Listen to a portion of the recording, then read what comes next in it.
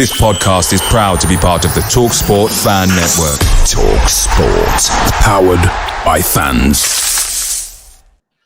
Well, a very, very good evening. We wasn't planning on doing a live show at all today. So this is a special show, and I'm absolutely delighted to at very, very short notice to be joined by Manny. How you doing, mate? I'm okay, mate. Not too bad. Nice to see you all. And you. We've got Jack here as well. You right, Jack? Yeah, not so bad yourself. Yeah, not too bad. We've got Chris. You right, Chris? Hello, Dave. Hello, everybody. And we've also got Sooty as well. How you doing, mate? Good evening, David. I love it, man. Oh, God, this is going to be so much fun. Listen, guys, if you're listening to this, obviously back on the Always Wolves podcast, it will go out there. Some of you might listen to it back afterwards on catch up. And obviously there'll be quite a few there's already over 100 of you here joining us live, and I've not even promoted it. So it's, you've obviously seen the notifications. Today, in the last couple of hours, there has been a statement issued by the club on behalf of Wolves chairman Jeff SHI on the it's kind of a State of the Union address, really, from Jeff SHI. And I thought it was really important that as a fan channel, we do discover this and do talk about this, discuss it, review it, react to it, give our honest opinions and thoughts on it. And I thought it was very, very important to try and get a cross-section of the Wolves fan base, from the voice of reason to one extreme to the other, just to get a real balance and a feeling on how this statement's going down and talk it through as fans. So before we get started, I am going to read the entire statement out, which might take a little while, but for those that are listening to it on the podcast, I'll see you in 30 minutes then. Those that listen on the podcast, I think it's important so you can get a gist of what we're going to be discussing. So I'll read through it as quick as possible. So it says German Chef SHI has penned a letter to Wolves supporters. Dear Wolves supporters, we're approaching the 8th season since Fosun took over in 2016. I'm proud of the journey we've been on together, the achievement and the growth in that time. I appreciate a lot of the amazing, consistent support from our fans since the very beginning. I'm also happy that we've been able to deliver the fans' perhaps most successful era in the latter decades of Wolves history, and we wish to continue delivering it for the long-term future. We're working hard to improve our performance on the pitch at the moment, as we always do. We're also working hard to make sure that the club have long-term robustness and sustainability. The latter is equally important because we've seen on many occasions in football industry where short-term achievement could not bring long-term success. Even in recent seasons, we've seen a lot of clubs in the UK and around the world struggle to maintain sustainable balance of both sporting performance and financial strength. As we approach the start of the new season, I would like to take this opportunity to clarify a number of things for you. First of all, he goes on to say, Fosun remains committed to Wolves, has never had any plans to sell the club. The club is a long-term project and an important one for Fosun. When we were in the Championship, when we were in the pandemic, when we faced all kinds of challenges on and off the pitch, the owners have always done their best to support us. They also share our happiness and excitement with every achievement or positive step we make as a club, no matter how big or small. The owners and management of the club, one important thing we must learn and follow is the Premier League's rule on profit and sustainability, formerly called Financial Fair Play or abbreviated to FFP. Before the end of the 2023-24 season, there will be an annual test, and we're going to have to make sure we pass it, as we have done in the last 5 seasons. FFP sets a profit and loss limit for the 3 rolling years with a loss of 105 million at the threshold. We were very comfortable on FFP during the years just after promotion before the COVID pandemic because of our relatively low wage bill, low cost signings from the Championship and relatively stronger finishes in the Premier League and Europe. After a long stay in the Premier League, we are now at a stage where we must pay even closer attention to FFP and manage it well. The first reason is the inevitable impact of COVID on our revenue. Though we put those years behind us, we still need to invest more afterwards to fill the gaps caused by the pandemic, especially on squad strengthening. Secondly, once we had a fantastic squad built in the Championship and then bought into the Premier League, however, after the aging of some players and unexpected injuries, the squad had to be involved year by year with significantly increased wage bill and player acquisition costs in the best but also most expensive league in the world. Finally, in recent years, we've had a lot of long-term investments into young talent that may not play in our first team immediately. And those investments increase the asset value in balance sheet, but impact our profit and loss, especially in the net investment phase. An additional factor to consider on an FFP management is that last January we invested much more highly in the first team than we had anticipated, bringing in 6 players. It was a very unusual window for us and literally advanced the investment room originally left for this summer. The positive thing is that FFP is based on a rolling number season by season. So if we do manage it well this summer, next summer we will be more free financially. We've been prepared for this challenge for a long time since the beginning of the 2020-21 season. We've been consciously signing on players and promoting academy talents to get ready to replace important players when needed. We know some signings might need a longer time to grow to adapt before they can play important roles in the first team, but the chance will come sooner or later because the squad is evolving year in year. This summer, I hope, is a window where we may need less new signings since the many players in the current squad have developed well enough to take more of an important roles in the team. To manage the evolution of the squad is not easy. We can't make every single signing right. However, patience, composure, and a long-term view is crucial for growth of players and the build of a squad over time.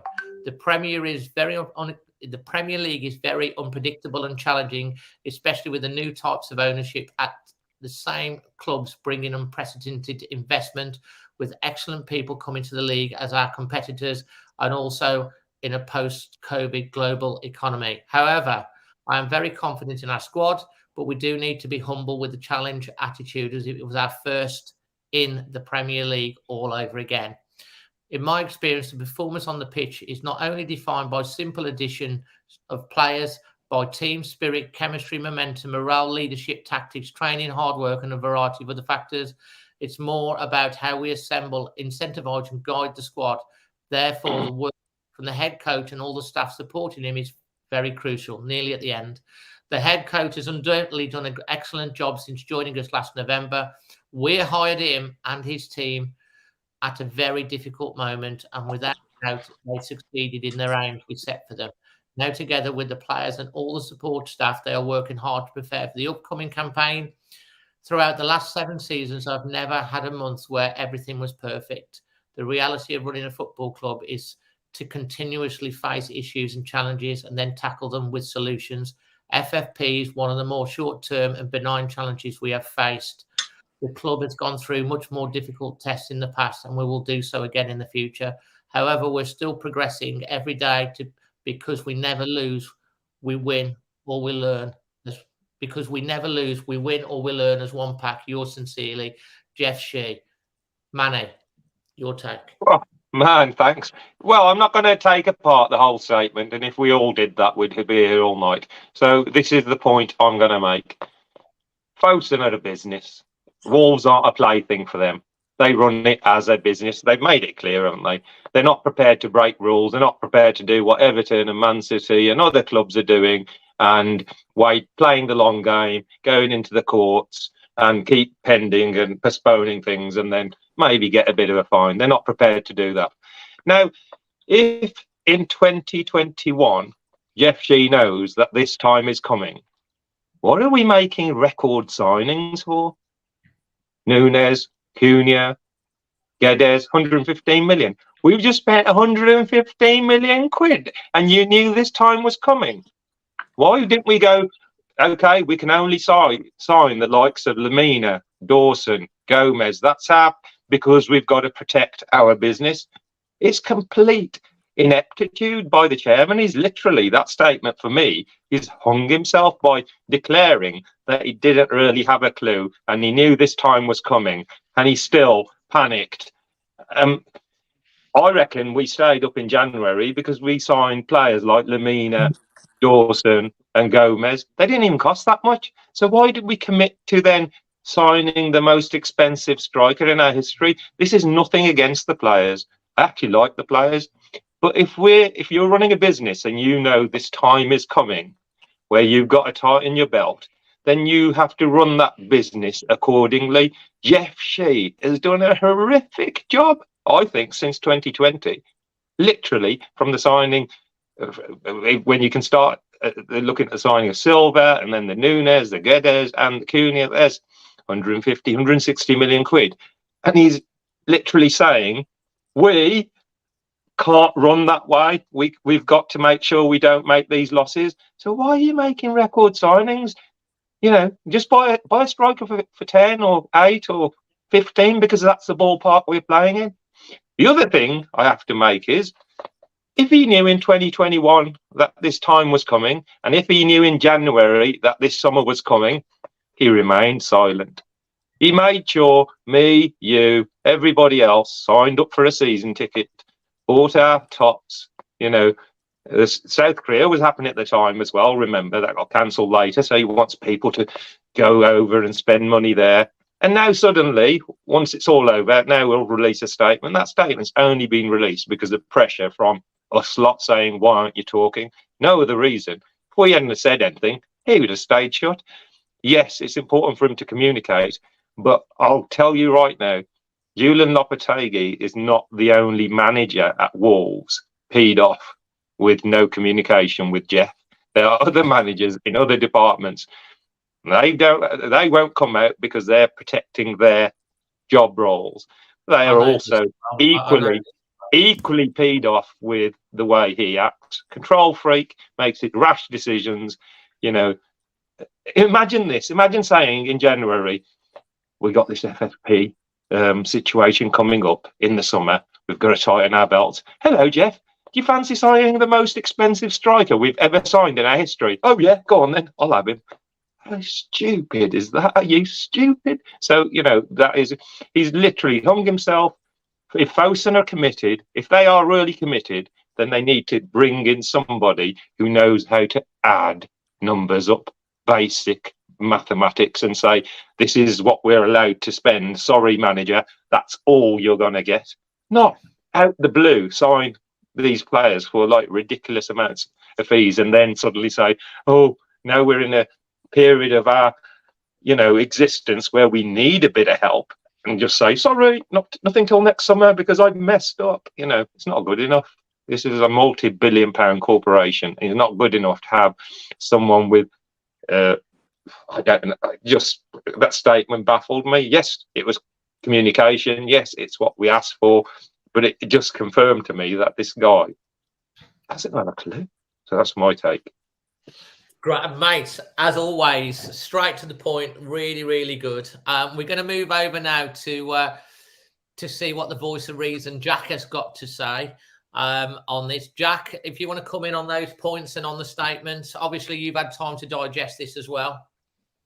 Yeah, no, I mean, I think we've been asking for communication, haven't we? And we've now got it. So we can't complain on that front. You know, that kind of issue has gone out the window now. We've been very open. Not a lot of clubs, sorry, get that level of communication from their chairman or chief executive or whatever you want to call it. So we've got that now. But does it answer all the questions? No, it doesn't. Does it absolve Jeff SHI of any blame? No, it doesn't. Does it reassure everybody? No, it doesn't. You know, there's going to be a lot of people probably feeling just as frustrated as they were before the statement came out. You know, so has Jeff SHI poured cold water on the fire or poured petrol on it? I don't quite know.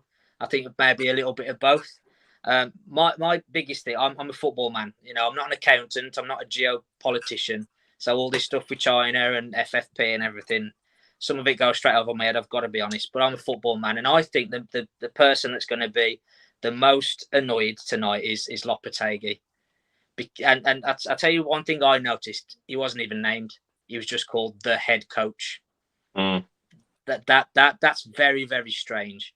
You know, we had Nuno, we had Bruno, and now all of a sudden the head coach. It's very cold, isn't it? I don't think that Jeff Sheehan and Lopetegui have a particularly good working relationship. In fact, you could go as far as say they probably don't have a working relationship at all by the sounds of it.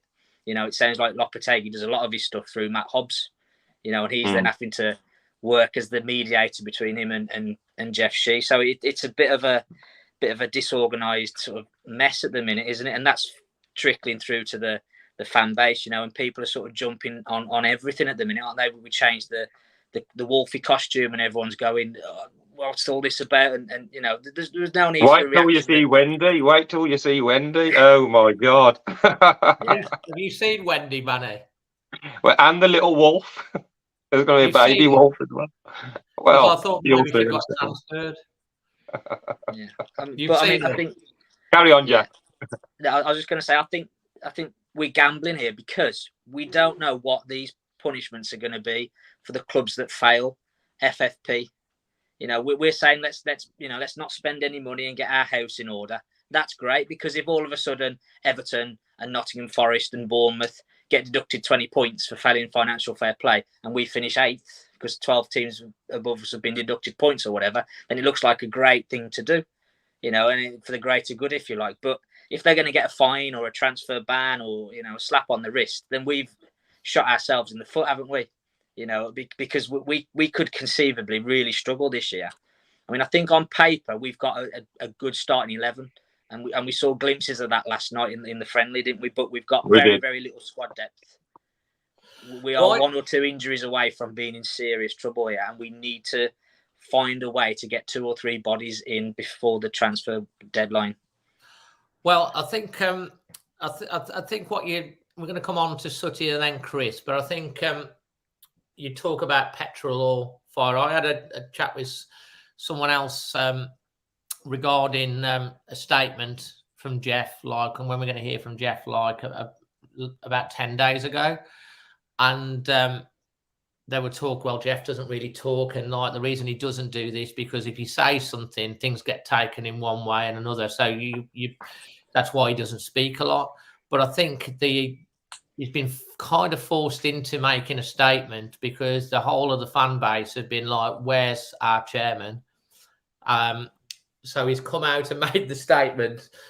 And it's kind of like what the guy I was speaking to 10 days ago said. It's like he's kind of damned if he does and he's damned if he doesn't. He comes out and makes a statement and things can get ripped apart by what he says. And if he doesn't make a statement, there's all the speculation and where is he? So you kind of want to, I mean, not trying to stick up, but I'm just trying to, as always, give a bit of a balance. It's kind of damned if he does and he's damned if he doesn't. And he now has come out with a statement. And as much as what's in that statement, it's a long statement. There's a lot of stuff that isn't in there that he doesn't say. You made the point about referring to the head coach rather than as Lopetegui and stuff like that. Maybe that's just how he speaks. I don't know. You'd think he'd actually mention the manager's name. And obviously, it's made very clear the key points I take about that. There's been a lot of conspiracy theories that's been buzzing around on various groups on social media that, Fosun are doing this because they're going to sell. Well, that's obviously been reported quite widely that that's not going to happen by the local journalists. And of course, he's come out and said that tonight that Fosun aren't planning on selling. They are selling different assets, but they do see Wolves as like this jewel in their crown. And I know Sutty will say about polishing the jewel in a second, but they've got no intention of selling. Saying that, if someone comes in with a massive offer, you know, some Saudi rich oil baron, maybe they would then consider selling it.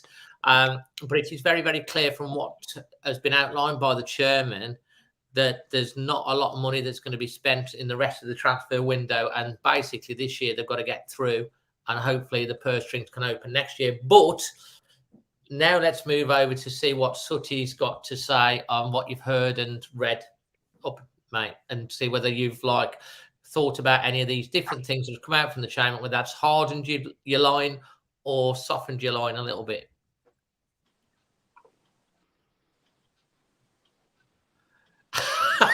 Yeah, that's my word I just used. On the podcast, you can't see it. Yeah. Sutty, in dramatic fashion, has got a luminous green card with the words inept on the screen. Okay. He's done his bits here, mate. Dave, Yeah. Go on. look, everybody knows that I'm pessimistic about this. I do not trust this ownership model. You've just said, and I'm going to pull you up on it, Dave, because you believed in this process, Dave, all along. There is the only process they've got, Dave, is to be self-sustainable. Now, self-sustainable, as I keep saying to you week in, week out, will get you relegated. Sooner or later. Sooner or later, it'll catch up with you. Now, Well, we've seen it happen many times, haven't we? I'm going to use this as an example. I don't want my football club to be like this club. But Everton have just signed a £20 million striker. So I can't get my head around this, Dave. And the other thing I can't get my head around is if they're going down this route and they don't want to fall foul of financial fair play, why the hell is Molineux not pristine? Because that doesn't come under financial fair play, Dave. So for me, this football club might not officially be up for sale, Dave, but I'm telling you now, I wouldn't believe a word that man says. He is a compulsive liar. You can say all you want, they've spent lots of money and that. I can give you 167 million quid of pretty poor signings in the last 2 years. Now, they may have spent money, but the wastage on it and the resale value of these players, I'll tell you now, there's no who else would have paid 43 million euros for Cunha?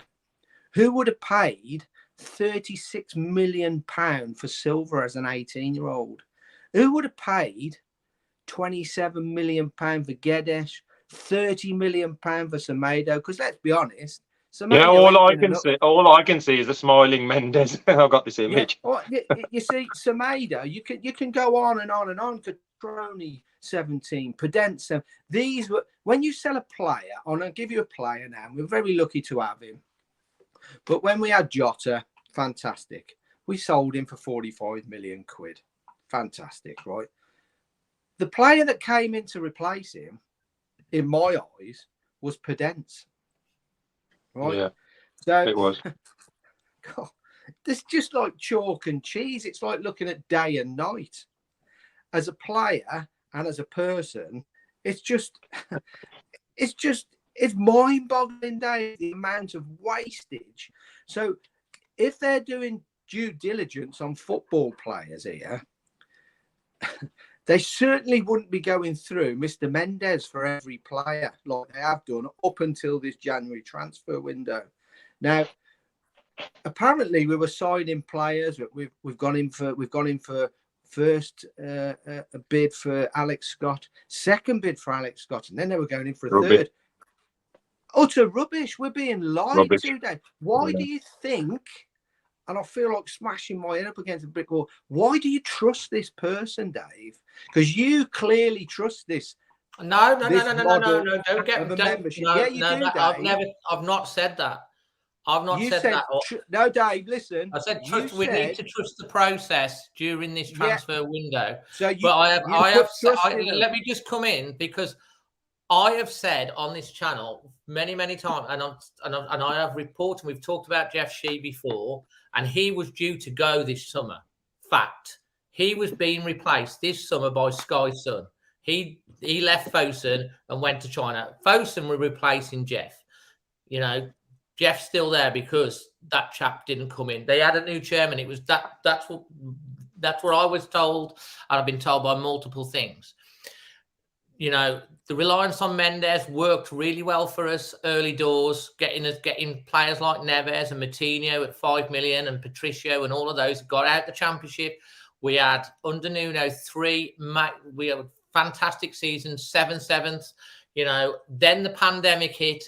We know that Nuno, and I've reported on this channel before, and I've been told this, Nuno wanted more investment. Jeff said we're okay. They butted ends eventually, and it was Jeff that let Nuno go. That's what happened. They fell out and he went. And I've said this, and it was a mistake that happened.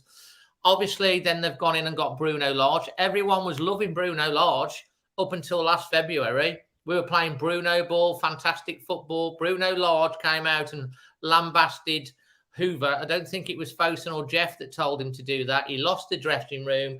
We went on a spiraling down. They made massive mistakes last summer with Scott Sellers and also Bruno Lage with some of the money that they spent and wasted. Guedes, for example. Mendes pushed Guedes on Lage. He was going to keep Morgan. I mean, I know a lot of the fan base sort of didn't like Morgan. I wish he would have stayed with us rather than we'd have had Guedes, because I think we'd have got more out of him. But because Guedes come in, Bruno let him go. We remember Bruno with his arm around Morgan and stuff like that, and then he basically let him go. He bombed out Cody. He bombed out all the leadership team. We had no leaders in there. They made a massive mistake. They've realised they've made a mistake. Sellers has got sacked.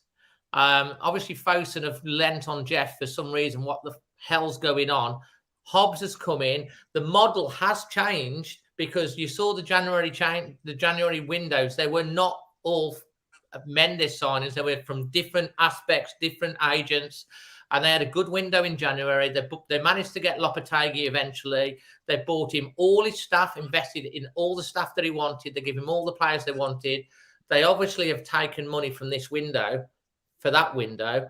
But I've said all along, it's not necessarily Fosun that are the culprits here. Yes, they've had issues and, that they're Chinese owners and what have you, but it's the people that have been managing the club.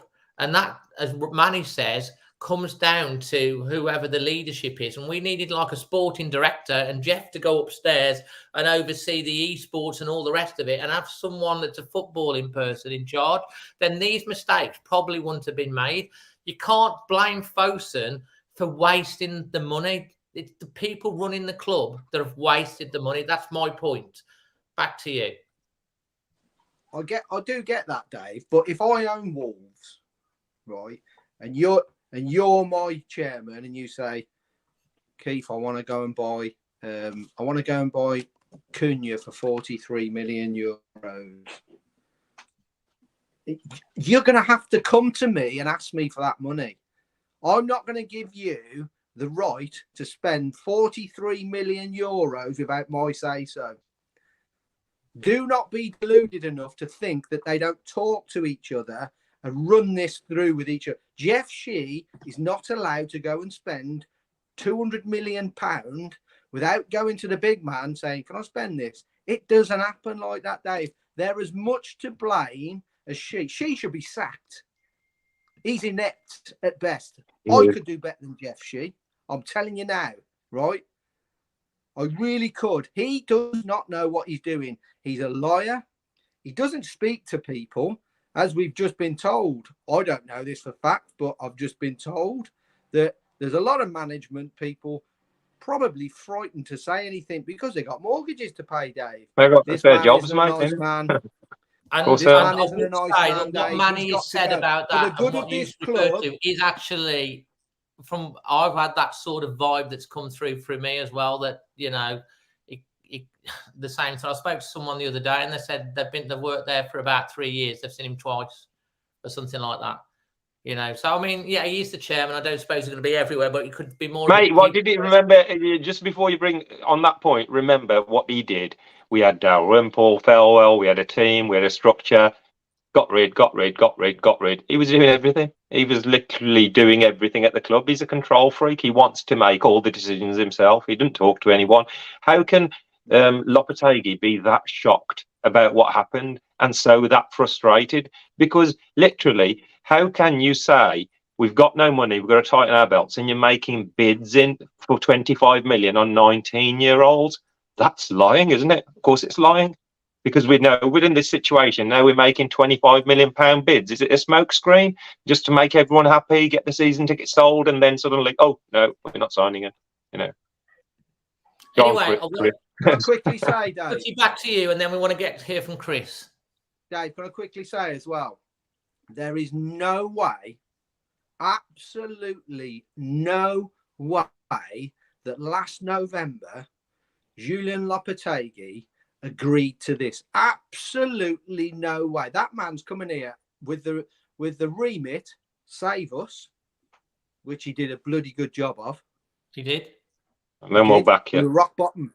He did a fantastic job. I know we got a couple of thumpings, but we'd have all took at last November 13th. So that's non. Good, yeah. But there's no way on earth a manager of that caliber has come to a club like us without the promise. And I'm not buying into this because he just told us he knew this was going to happen in 2021. He's been told, we'll give you a war chest. He's lied, Dave. He has lied. He's got to go.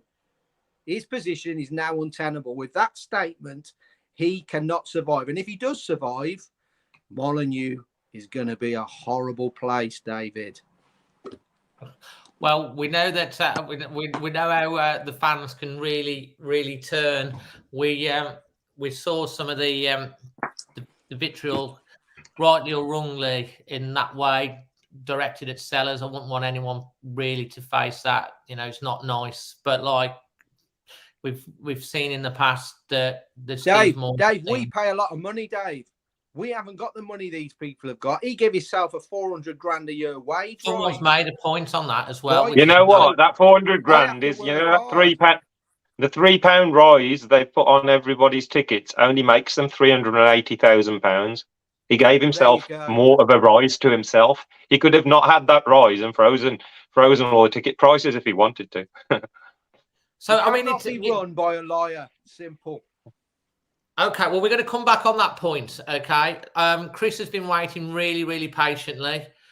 Chris, what's your take? So my son read Jeff's statement out to me whilst I was driving him back from Wednesbury to Telford about 5 o'clock tonight. And first sportswear, bit of euphoria. Finally, the chairman is communicating with the fans. But unfortunately, as he went through it, it just asked more questions. And sadly, as I've sat down tonight and read his statement, you know me, Dave, I like to analyse things and I look at both sides and stuff. So I'll just give a couple of the lines that he said. At the very end, however, we are still progressing every day because we never lose. We win, we learn as one pack. Not really, mate. You've treated us like mushrooms. Better, we've had a statement, great. But you've left it so bloody long. You could have released this statement in June. You know, so if Molineux becomes a toxic place like we just talked about, whose fault is it? That's all I'll say. Because I think I know what's going to come. Really baffling bit. However, I am very confident in our squad. Must see something I don't. But we do need to be humble with a challenger attitude. As if it was our first Premier League season. We've been in the Premier League so long now, and he's now saying first Premier League season. We finished 7th, Chris. We're going to finish 7th. Yeah. That means. You just said the squad. He just said before that in his statement, the squad is more younger and more expensive to run. Why are we back at starting new? Because you've screwed it up. You've bought players, as Keith said, that are just not capable. They're diminished in value. We can't sell them on and get the money back. We're in a bit of a pickle. So that's the next point. To manage the evolution of a squad is not easy, and we can't make every signing right. Maybe you could admit you've made some bad ones because you're still not owning up to it, but let's face it, you have. And the first step to admitting you've got a problem is actually making it clear what the problem is and admitting it. And he hasn't really, you know, so that's my next point. And this is the one, and the guys have already alluded to it. This is making my blood boil because I'm with Sutty. The guy's lying. He's a dictator. He's a dictator leader. He's not running the club properly. We've heard from people in the club. We all know people who don't see Jeff's way or the highway. Right. We have been preparing for this challenge for a long time, since the beginning of 2020-21 season. We've been constantly signing players, very expensively, I might add, and promoting academy talents to make us ready to replace important players when needed. I just watched one of them skinning our fullbacks last night that we sold to Luton. So how is that promoting academy players? It's just a load of rubbish. That statement is a load of rubbish. And it's no wonder Jeff Shee's not been around, because it's obviously taken him 3 months to make that crap up. Okay, Jack, on to you next to come in. Manny's had a little thing. We'll come back to Manny then after that. Jack, you've heard what everyone's got to say. Do you think Jeff Shee is a liar? I think what we've said is right. I think he wants to control things, and he has no experience in running a football club. He has no background in football. And ultimately, that's his biggest failing, is that he thinks he knows best when he doesn't. You know, I think personally, like I said earlier, we've got a very, very good manager. We've actually now stumbled across a very good sporting director in Matt Hobbs. And we've actually got some very, very good players in our team. Not a lot of them. Like I said, we've not got a lot of depth. So there's no reason there why this team can't be successful, because they've got good players, very good manager, good sporting director. And yet we seem to be going round and round in circles with these financial issues and the lack of communication and everything. That smacks to me of someone that's out of their depth. You know, and I think, you know, Jeff Shee's role should be to be pulling everyone in the same direction. You know, he should be inspirational. He should be motivational. And I just don't get that feeling at all. I don't think he's someone that people enjoy working for. I don't think he's someone that leads by example. You know, like we've just said, it's taken him however many months to get this statement out, whereas he's been saying that he's been in his head for 3 years. So I just don't understand how the club moves forward while he's still in charge, because everyone else, well, not everyone else, but a lot of the other key positions now, we've got good people in those positions to move the club forward.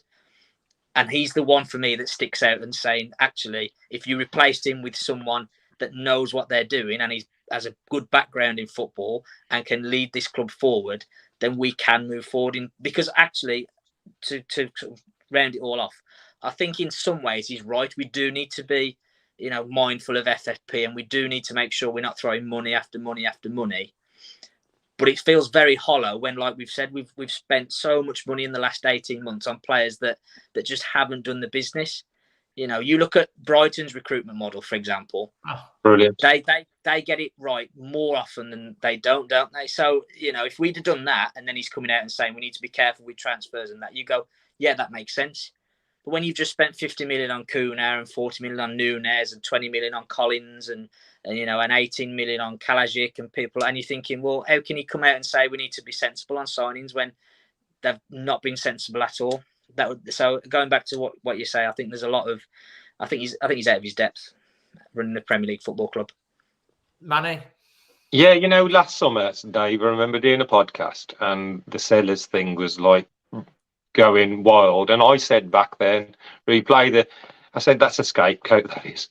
Even Sellers was a scapegoat. Whether he was limited or not, the man behind it all was Jeff Shee. He calls the shots. He's a control freak. And this is coming. Sellers was a sacrificial lamb. Yeah, you know, it was, of course, complete and utter. And you know what? If you look at it, Jack's just said, Julian Lopetegui, I went last night, and I don't care what anyone else says. I was encouraged, because I thought this manager hasn't been backed, but he's still got these players to actually play in a system and a style. Yeah, we didn't score goals, but we've created a lot of chances against a Premier League side. We've played Porto, Celtic and Luton. Yes, it's only pre-season, but we haven't lost any of the games. And so it proves that we've got a really talented manager who can actually get players to perform and get a system. And every time Julian Lopetegui speaks, he is basically speaking like we're speaking here. This is how he's speaking. He's doing press conferences with his mate. And people are criticising him for that. But he must be well peed off if he's airing that type of, you know. And really, you want a manager now to actually say, actually, I believe in this team. We're going to achieve things. It means that he is not happy. He's not happy. The statement didn't show any affection towards Julian Lopetegui. Jeff could have easily have said, you know, I understand Julian's concerns, And I appreciate, and we'll do everything we can to support him. We believe in him. Jeff could have showed real support and a bit of compassion towards the manager. He showed nothing in that statement. Just referred Nothing to him at as all the towards the coach. manager. Yeah. So, it was literally, I don't even think, let's be honest, Jeff actually sat down and wrote that.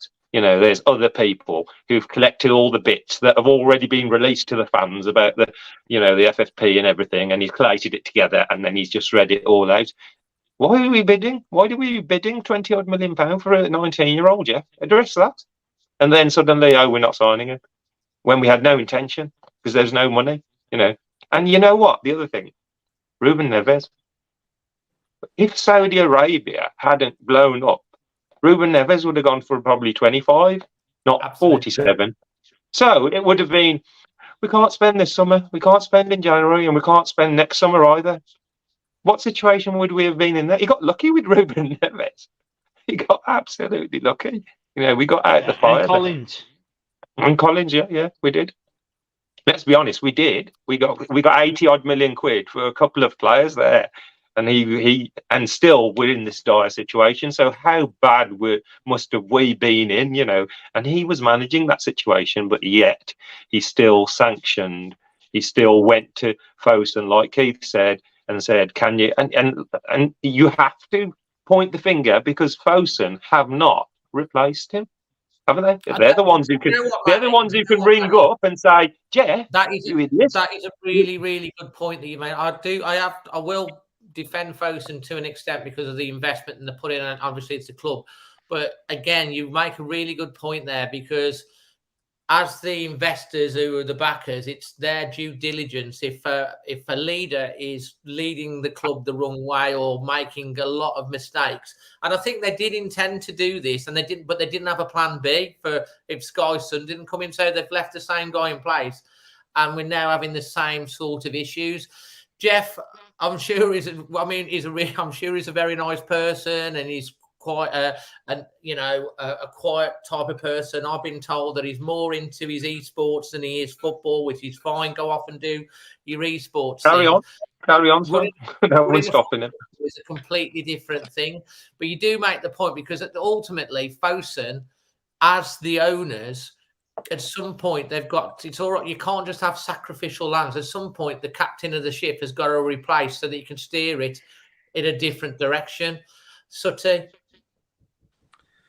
Yeah, you've just nailed it, Dave. They've got to get rid of him, Dave, and they've got to look past having Chinese people running this club. Look at football in the country of China. Worked. It's never worked, Dave. They don't understand football. Now that's like me saying that's like me getting a painter and decorator to come and run my carpentry and joinery business. He ain't got a clue.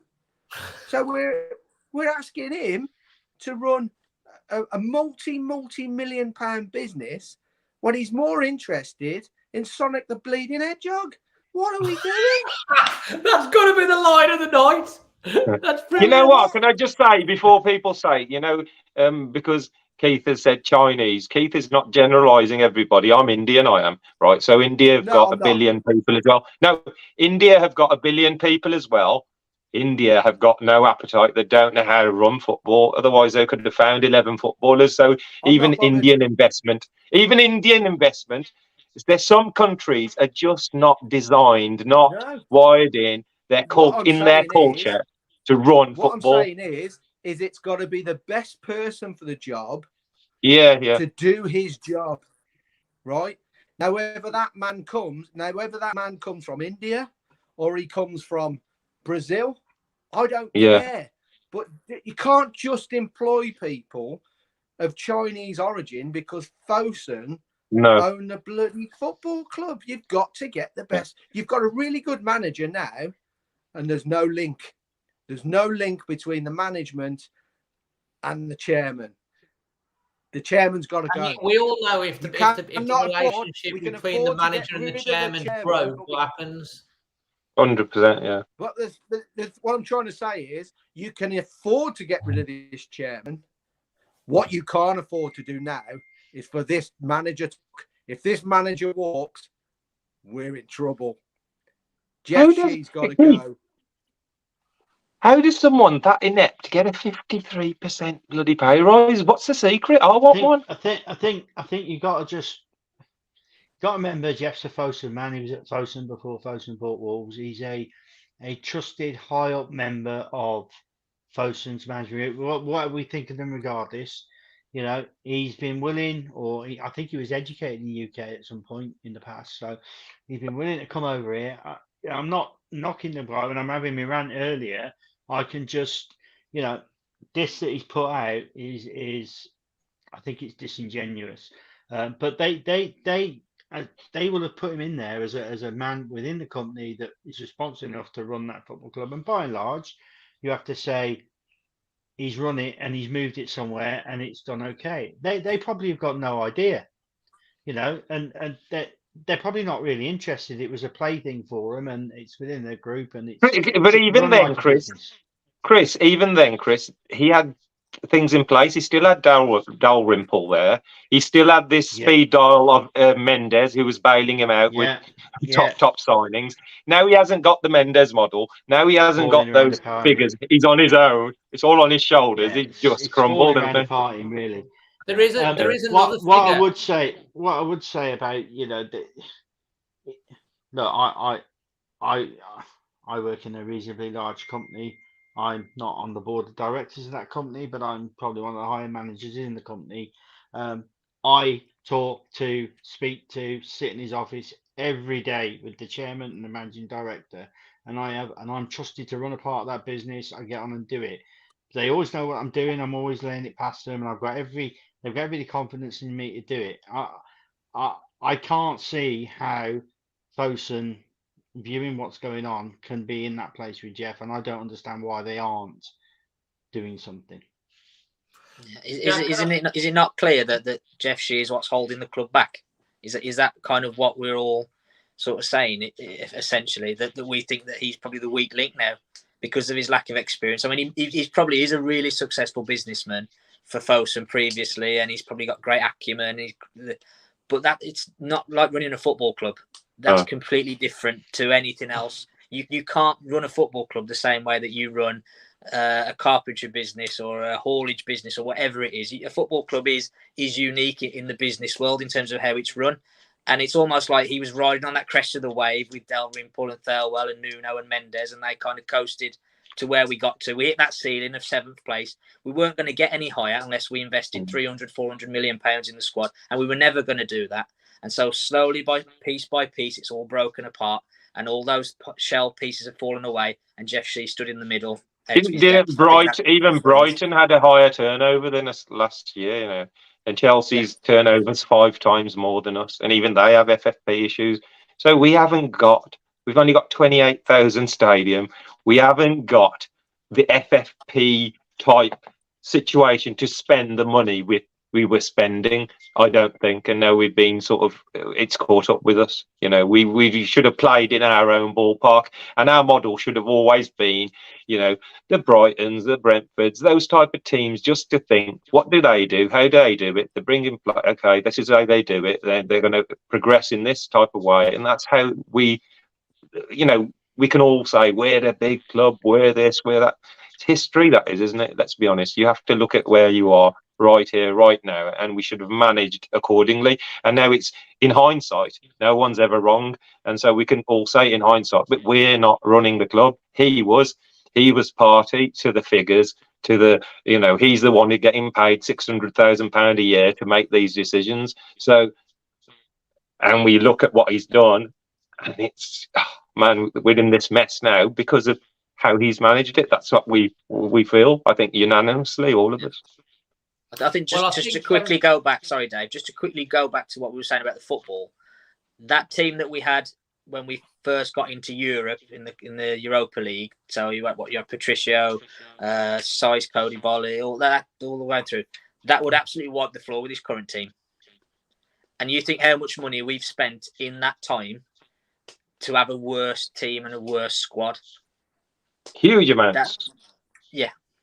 Huge. Well, I just want to come talk. If you were on the, if you're listening to this, Sutty was suddenly kicked out of the thing. I don't know whether he was hacked. That's Jeff. That's Jeff's breaking his internet again.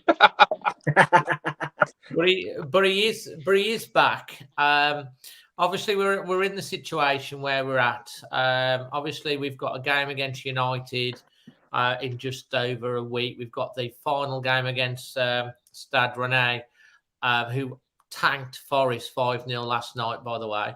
And then they're in big trouble, Forest. Yeah, well, apparently, if you've seen all the stuff about them owing stuff as well, that's interesting. So there are other clubs that are dealing with it.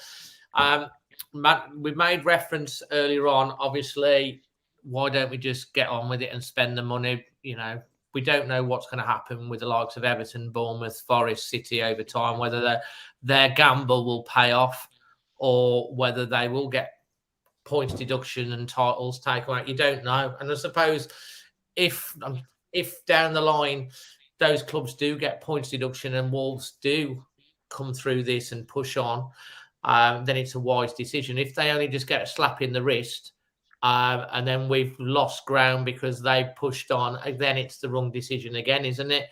And it's at this point in time, we don't know.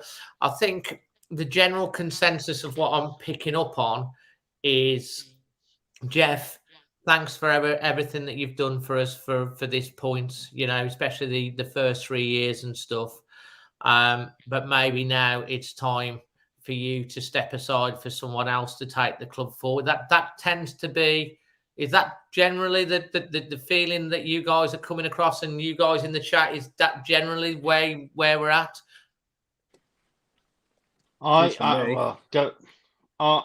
Yes, in part, but I also would say maybe it doesn't have to be that way. He needs to have the people around him, and he needs to let them have the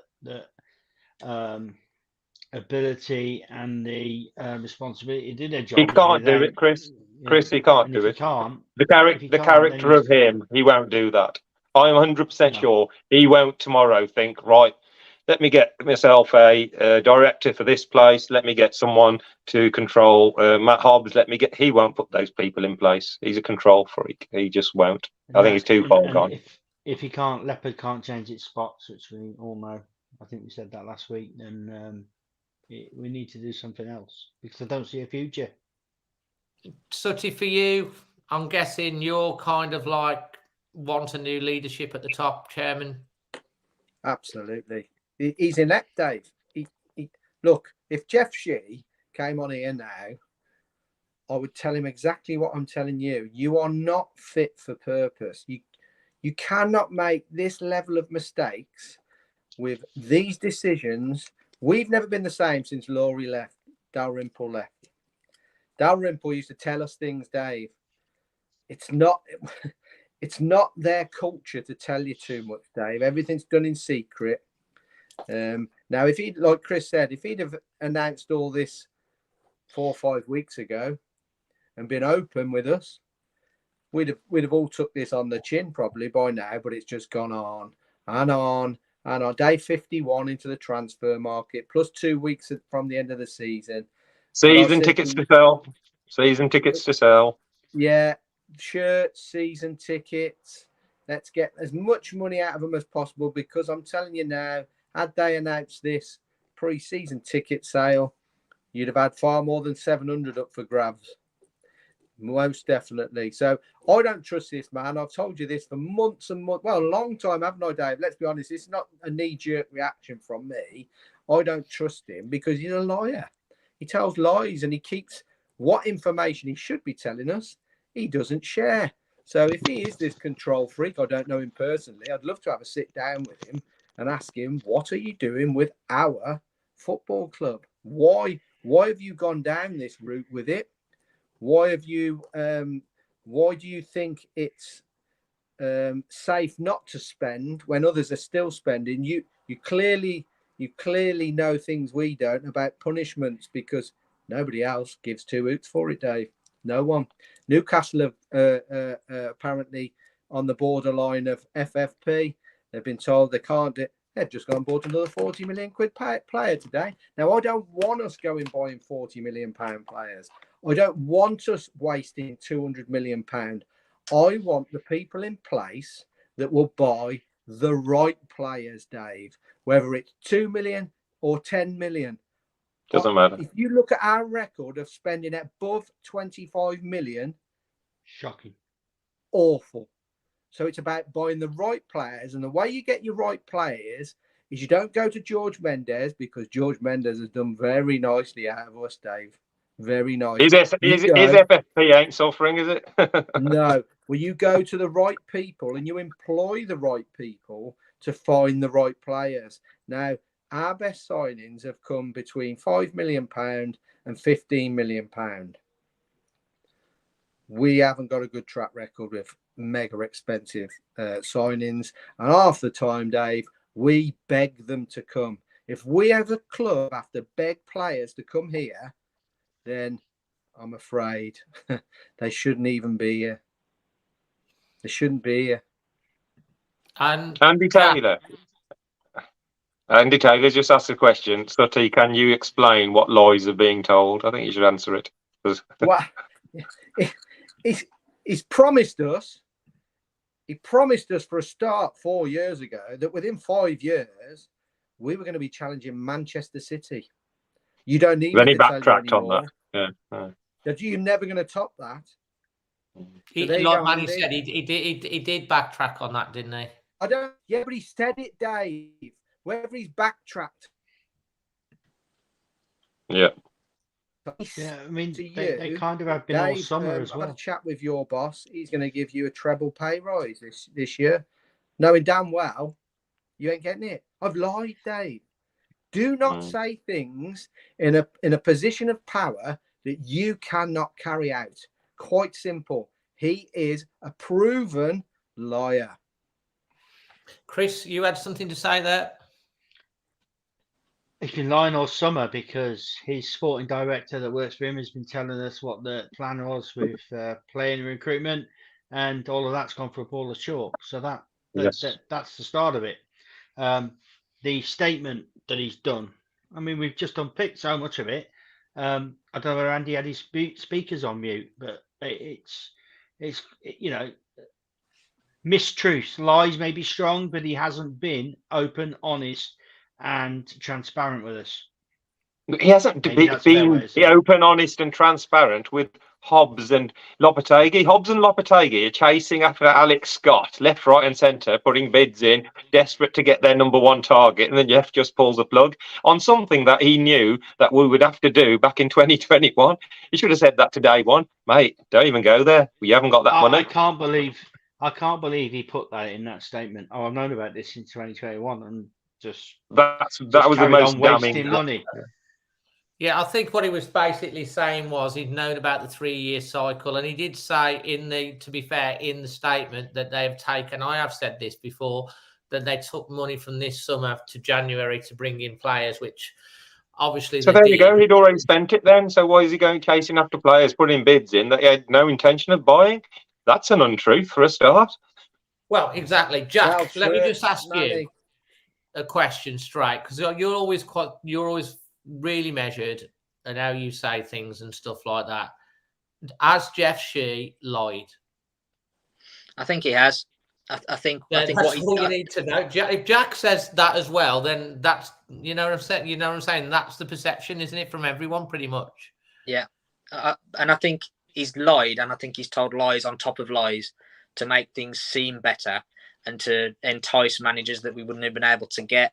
If he'd have come out, let's say after we played Arsenal last game of the season, and he'd have said, "Listen, this summer's transfer budget we spent in January, by the way, so it's going to be a tough summer. We're going to lose some players, that we don't want to lose, but we're going to have to. And recruitment coming in is going to be sparse, and it's probably not going to be the players that you'd expect us to sign. But we've got a really good manager, we've got a really good sporting director, and we have got some talented players in this squad. Get behind them." we'd have all done Yeah, that. a rallying call, That's what you need. No And questions even asked, say, we've done that. and Jack can even say, look, we'll if we have to explore the loan market, if we have to, we'll do things differently. We still believe in this club. There was nothing, and then Lopetegui, those statements were horrific because you think you've spent 7 years chasing this bloke, you finally got him, and then you don't tell him anything. Because I do actually believe that he wasn't being told anything. And he was genuine when he's saying, I didn't know about this. He was actually genuinely, because he wouldn't have come otherwise. They told us at the start of summer we were going to have to move players out to bring players in. And we sat there thinking, yeah, we're doing all right here. Neves gone, decent amount of money. Collins gone, yeah, decent amount of money. We might bring some decent signings. They learned their lesson in January. They recruited quite well. Looking forward to what happens in the summer. Right. There's a lot. Somebody said, if Matt Doherty hadn't hit a straight drive on the golf course, which made him bump into Matt Hobbs, we wouldn't have signed him. If it had gone skew, they wouldn't have met and he wouldn't have signed him. So, we haven't signed anybody. That was just off the cuff. You were at a loose end. The real thing that really makes me sad about this is, and what they've done is the motto, out of darkness coming to light.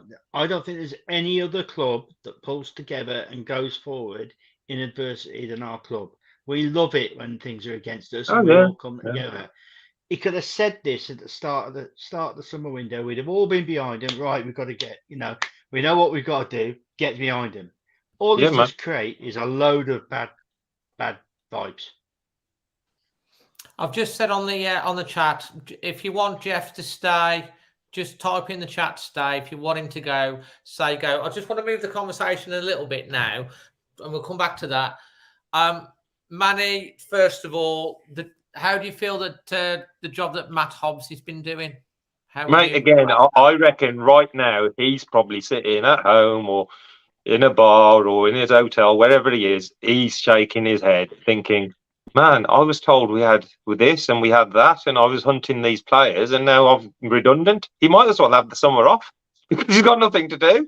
He's literally been told there's no money, so he might as well have the summer off. We haven't heard from Matt Hobbs again, have we? He hasn't come back and said anything about the Scott deal or anything. He's not going to talk about anything now because there's nothing to do, And I feel he's also in a Lopetegui situation where he's thinking, oh my God, Jeff, why didn't you tell us that that was it, close shop? This summer, nothing was going to happen this summer. So off you pop. Yeah, it's terrific, I think. And like I said, it was only by chance he's bumped into Doherty that we've signed someone for nothing. That wasn't planned, was it? That wasn't a plan that we're going to go after. That's one of our targets. Apart from that, we signed Tom King. We didn't really need Tom King. We had 3 goalkeepers anyway. So literally, we've signed nobody. And I know Traore and Cooney are on this summer's balance sheet, but it's just a horrific situation. It doesn't matter sometimes if fans are peed off. Sometimes it doesn't matter as long as the people in control are together. So Matt Hobbs, Julian Lopetegui, and Jeff Sheaf, they're all together and they're saying the same thing. Then it doesn't really matter because that there's that togetherness. When that togetherness is not there, Julian Lopetegui didn't speak after last night. Every time he has spoken, he's only reiterated that he's not happy and we're underprepared and he's not happy with the situation. We won't hear from Julian until the United game, which is contracted to speak. Jack, what's your thoughts on how Matt Hobbs has done since he stepped up to the role? Yeah, I think he's been really good. I think he's got some terrific fees for the outgoing players. I think the recruitment in January was a massive difference in why we stayed up. I like the fact that his background's in recruitment. I think if you've got someone whose background is in recruitment, running the football side of the business, because recruitment, player trading is the cornerstone of any football club these days because of the amount of money that's involved. So if you've got a guy who knows recruitment inside out and is respected within the recruitment trade, then you're on to a winner. But like Manny's just said, he's been hung out to dry because he came out at the start of the summer and said I thought his statement that he made at the start of the summer was terrific. when he said, it's going to be tough. We're going to have to move players out before we get players in, and this, that, and the other. And we all kind of went, yeah, okay, we'll buy that. That'll buy the club some time, and we'll be patient and everything. And then he came out. I think every time we've made a transfer out, he's put a thing on the website, hasn't he? Talking, thanks to this player, we thought this deal was right for the player. It was good for the club. It allows us to do this. He's probably sat now thinking, well, what was all that about?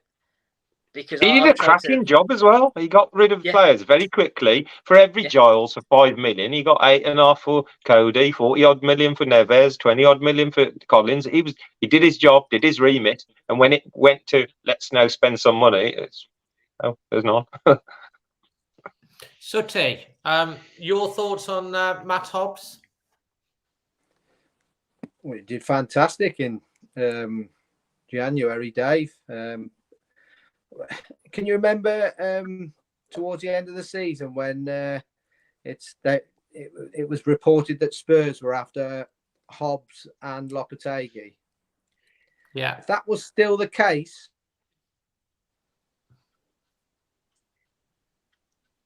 looks like Jeff's got in. Jeff is desperate to get rid of Sooty. Keeps freezing him. So you've been quite pleased with the job that he's doing. Chris, Hobbs, same question to you. Yeah, I mean, the lads just said it all. I think he's done a great job. He was at the match yesterday. He was sat in the director's box with Russell. Russell was I think there, I think those two gentlemen are doing great jobs. Good people. I think the problem is there isn't any others around them, and they're not empowered to do what they need to do, and this is the problem. He's done a fantastic job in recruitment and moving on players, and more importantly, for the last 4 months, he's the only person on a footballing side of the business that's actually come out from the club and told us anything. He's the only person that's come out and give. Russell does stuff commercially, but from a footballing perspective, he's the only person at a managerial level in the club, not footballing side, that's come out and told us anything. We'll lose him. Lose him. I think he'll go. I think. We'll lose him.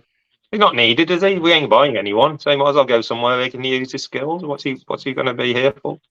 You see, I'm at the same thing because I think Matt Hobbs has done really good since he's come in. I think like the January window, it seemed like real joined up thinking in January. It was always us and Jula on the same page, all that sort of jazz. And obviously, fans are very frustrated at the moment. And, Hobbs, all the outgoing players, I mean, even Sooty will agree with this. Most of the players that have gone out, we say, yeah, good.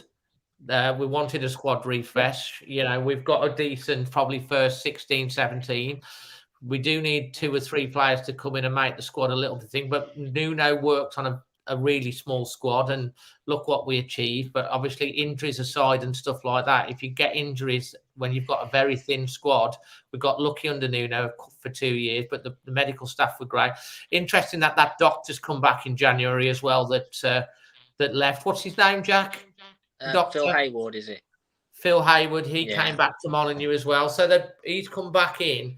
But I think the general consensus from thinking where everyone's saying is like you don't want to be nasty to someone as an individual because Jeff's how Jeff is, and he does like to have his fingers on the pulse. And the things that Manny you've referred to, I've heard as well.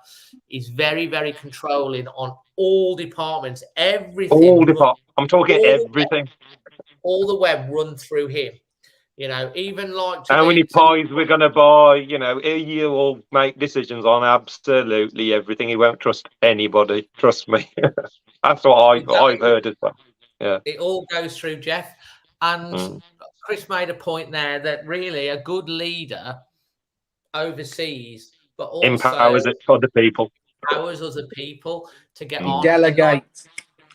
I don't know whether that's in his DNA to do that. He should have his feet up, Jeff, with good quality people doing the job for him. Yeah, and he, and run Fosun Sports, oversee all of that, and then have all of these things. That's what he really wants to do. And I think Jeff probably, in his heart of heart, That's what he probably is really passionate about. But we need a football Well, he person. should have done a resignation letter tonight, then, not a bloody, statement. That's what he should have done. But like you have to come back and go like, as much as I do defend Fosun in the terms of the money and how it's spent. They do need to have an action plan to bring in someone else that's going to steer the ship, because ultimately they're the custodians, and who they put in charge leads us down the thing.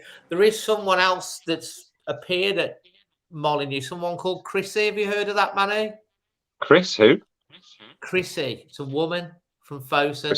She's been around a lot. Mm. No one seems to know what she does. Have you heard that, Jack, as well?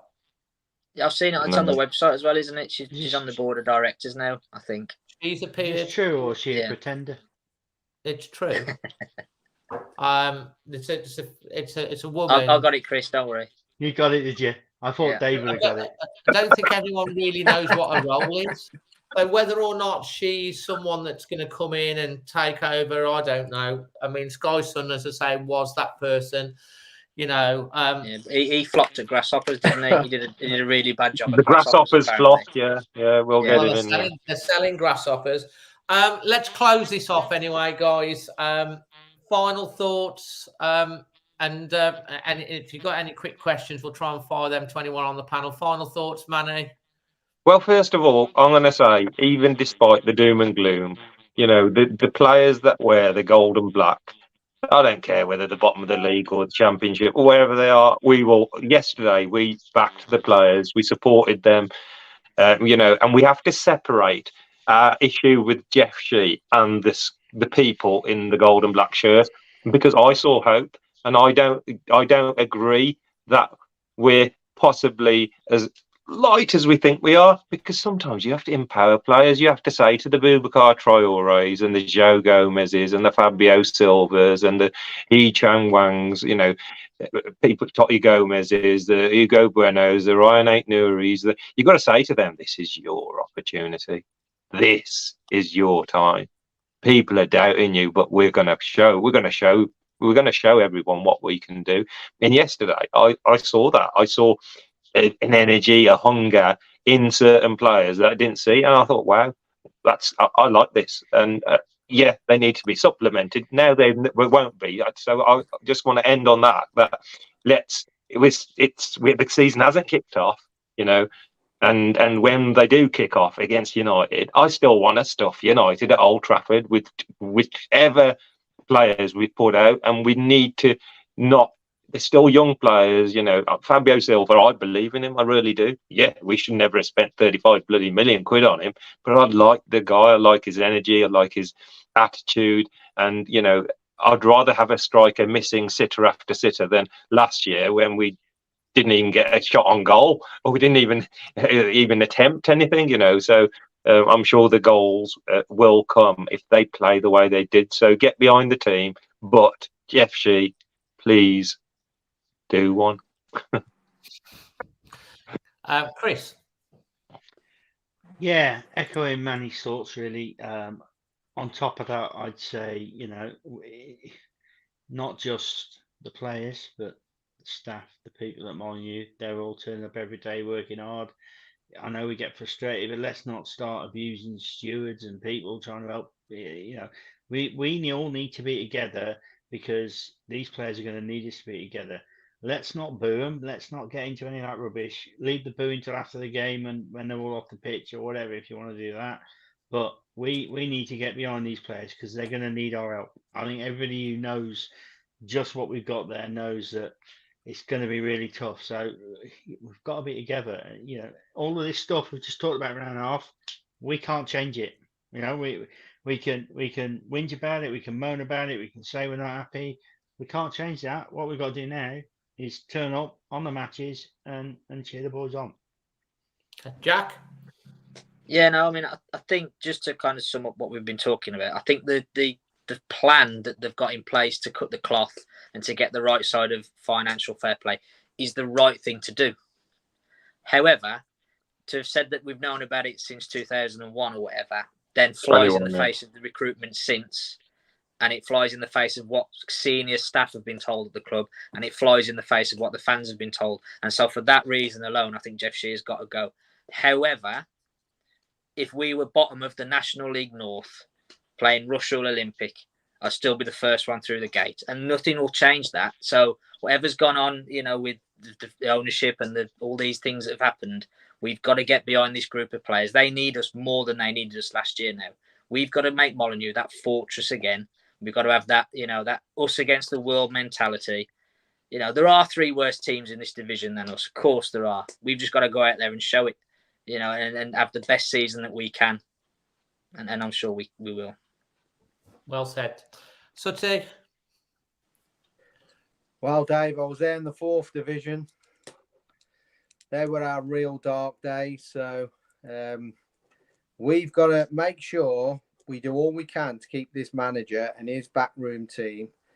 And we've just got to believe in him that he is this world-class coach and he can coach these players to safety. I don't believe all this 7th place stuff, Dave. It's not going to happen. We've got to stay up and get behind these lads and make Molineux, and I keep saying this as well, horrible again for away teams, for away supporters. It shouldn't be a nice experience coming to Molineux. It should be loud, noisy. If it was me, first game against Brighton or whoever at home, I'd have the biggest Wolves flag and I'd stick it in that centre circle by my captain, like Galatasaray did at Besiktas. Graham Souness. And I'd have that and I'd get him to stick that in as a mark of intent and say, you ain't getting out of here easy. And that'd be it for me, Dave. Get behind them. I'll never trust this ownership model. Not when I'm employing idiots like Mr. SHI. But while they've got that old gold and black kit on, never have I ever booed a Wolves player. Never. And I won't do it this season either. So pray that everything goes our way injury-wise and we can stay injury-free and just stay up. And hopefully they get their head around this self-sustainability thing. Just don't work, Dave. Well said. Guys, if you've enjoyed watching this live or enjoyed watching it back, please, if you've enjoyed it, find a value, please just take a second to smash a like on the video. It lets YouTube know you've enjoyed it.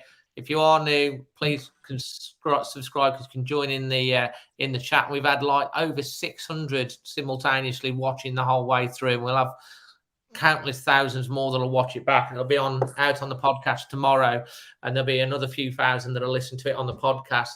I think it's been brilliant. It's been really important to do this show tonight, and to try and get a variety of people on to give honest assessment. I think talking this through tonight, the obvious thing is, I don't want to be nasty to Jeff or anything like that or be ungrateful. There's no nastiness. Yeah. I think everyone's talked about facts. Even if you went to Jack, who's we are happy clappers. We can't even sad clap tonight. Don't bloody Jeff Shea. So it's not against a human being. It's against his ability, and the word sort of used, inept. That's what we're saying. If you had someone like that in your business, you would move him aside, move him across, find him another job, or get rid of him. You wouldn't get him. Exactly right. Yeah. Maybe he's got the best intentions and he's tried his best and stuff, but there comes to a point where it's just too much for one person. And we've talked about empowering people, and he likes to keep the central control, and eventually that breaks. We've seen the issues that happen with Nuno. We don't want it to happen again with Lopetegui. He is an elite manager. There is signs on the pitch of good things that are happening. The press, the way we're playing, the zipping the ball about. Hopefully the goals will come. We've seen the fans cheering on Fabio Silva and making him feel welcome again and stuff. We want positivity. It's horrible being negative and seeing all the negativity, and negativity just feed negativity. But we want hope. We want to see our football club going in the same direction. We want everyone pulling together.